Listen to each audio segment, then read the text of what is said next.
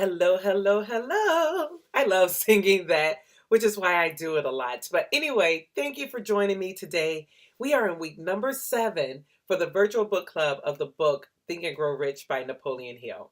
I'm so excited to still be going through this book. I'm not sure if you're on this journey with me or not, but hopefully you are and that you're getting some good stuff from this. Last week, I kind of told you how you can go on the web and find the book for free.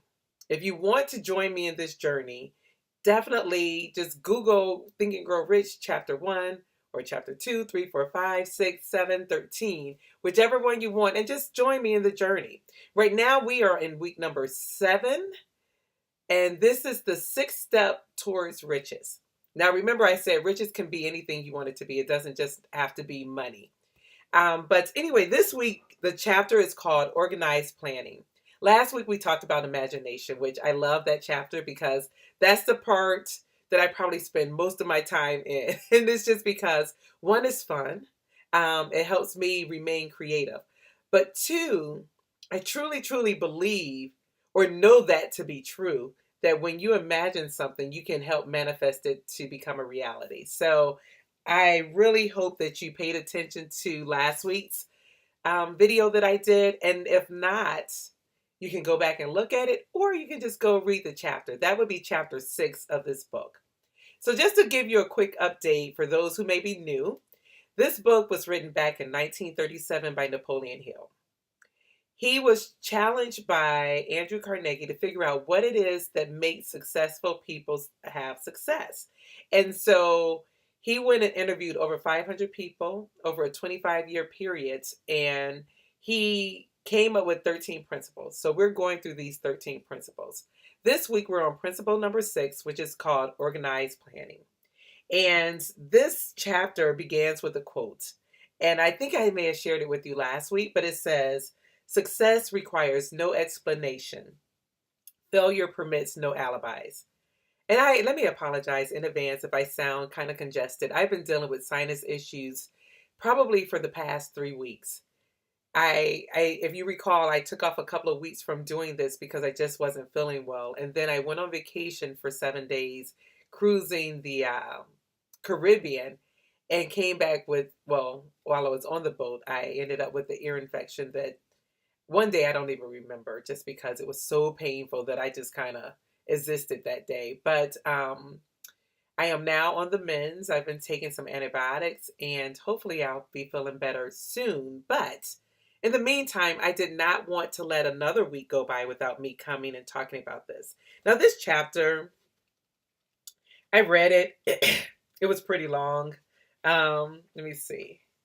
Yeah, it was pretty long. It goes from page 147 to 207. So that's a good uh, 60 pages, right? But it was good stuff.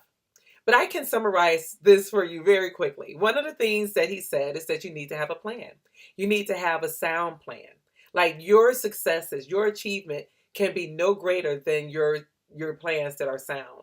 So you need to have a plan of action of what it is that you want to do so that you can accomplish whatever it is you want to accomplish. The other thing he talked about is that a quitter never wins and a winner never quits. We've heard that quote before, probably from him, right? Because this is 1937 when he talked about this. But one of the things that he also said is that failure is just a temporary defeat. It's not a permanent, well, no, I take that back. That when you fail, maybe that's a better way to say this. When you fail, that's a temporary defeat. It is not a permanent failure. So we all know that with Thomas Edison, it took him 10,000 times of failing before he actually figured out how to make the electric light bulb. So I just wanted to remind you of that. And one of the other things that I highlighted in here, it says that millions of men go through life in misery and poverty because they lack a sound plan through which to accumulate fortune. And when I read that, I was like, that is pretty true. Like a lot of times we just kind of go through life. We don't have a plan for it. We don't even have goals that we want to attain. And I'm not speaking for everyone because I get that there are some people who do, but I'm saying a lot of people, especially people who live in poverty. They have no hope, they have no plans, and they have no direction. So or anything that they are striving to achieve for. So that's one of the things that I just wanted to make sure that I share it with you. Another thing that he talked about in this chapter was the need of a mastermind. So, a mastermind would be a group of people in your circle who helps you achieve your goal. Like one of the things I remember, I don't know if it was Les Brown or who it was that says that you are a sum total of your 5 closest friends. So, when you look at the 5 people around you, you're going to attain pretty much your sum total of that. So you need to keep your circle pretty high. You know, you cannot be the smartest person in your group, because if you are, then that just lets you know that you need a new group, right? So he says, build a mastermind, touch base with them once or twice a week to make sure that you're on the right track and that they can help you get to where it is that you need to go. So that was pretty cool. And I know a lot of people are doing masterminds nowadays, and it probably came from this book, right? The thought of it, and just even knowing that people need to have these alliances with other people so that they can have success. Because one of the things that I do know is that you can't do it alone. You have to have somebody there supporting you, pushing you, and help pulling you along. We don't know everything, and there's always someone who knows something more than we do, and they can help us get to where it is that we need to go. So, I'm trying to see if there's anything else that I need to talk about in this chapter. There were a few things he talked about, the major attributes of leadership, and I'll just go through these real quick. It was 11 of them. You have to have unwavering courage. Number 2, self-control. 3, a keen sense of justice. 4, a definiteness of decision. Number 5, definiteness of plans. 6, the habit of doing more than what you're paid for. 7, a pleasing personality. 8, sympathy and understanding.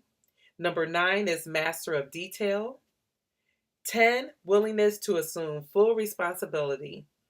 And 11, cooperation. And I just wanted to share that with you because I thought those were really pretty cool. They also talk about major causes of failure in leadership. I'm not going to go through all this, but I can tell you when I read these, that one person came to mind who is just not a good leader of the country. I'm just saying. But that's just my opinion. And so I know everyone doesn't feel the same way. And but I tell you, when I read those things, I was like, yep, yep, yep, yep, and yep. But this is not about that.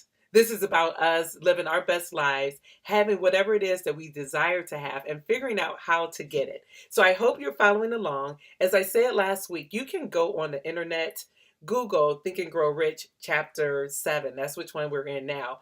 And there will be a document that has the entire chapter printed out, and you can just read along with me. You don't have to buy the book, but I suggest that you do, because this book is one that you would go back to and keep referring to over and over and over again. So please, please get the book. If you're interested in changing your life and having the success that you want to have, and even more so, changing the way you think, because our thoughts is what creates our reality. Our thoughts create our reality. That's what I was trying to say, and it just got stuck right there in my mouth. But our thoughts create our reality, and so if you know that to be true, then you need to be able to control your thoughts and make sure that the thoughts that you're having are ones that are serving you to achieve the successes that you want. And this book will definitely help you do that. So I look forward to coming back next week. Next week, we're going to be talking about, this is organized planning this week, right? So next week, we are talking about decisions. Woohoo! And, it's really one of those things, just making that decision, deciding to do something. And that will eliminate any procrastination you may have, right? Once you make that decision. So I look forward to, you hear that? It's time to go to bed. I look forward to coming on next week and talking about that.